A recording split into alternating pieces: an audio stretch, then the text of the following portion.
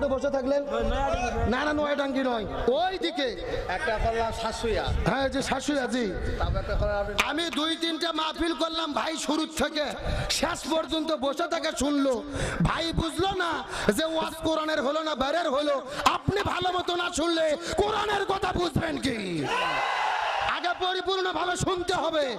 না শুনে লোকমা দেওয়ার কোনো সুযোগ তাহলে চিৎকার করে বলেন আলেম কত প্রকার 3 নম্বর হলো দরবারি দরবারি হুজুর আছে না নাই আর 4 নম্বর হলো দরকারি 4 নম্বর কি দরকারি হুজুর কাকে বলে ভালো করে বুঝবেন দরকারি হুজুরগুলো কোরআনের হক কথা বলে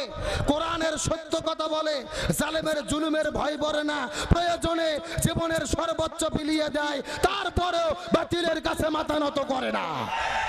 তাহলে আলেম হলো 3 প্রকার সরকারি তরকারি দরকারি আর হলো দরকারি আর হলো দরবারি দরকারি হুজুর হক্কানি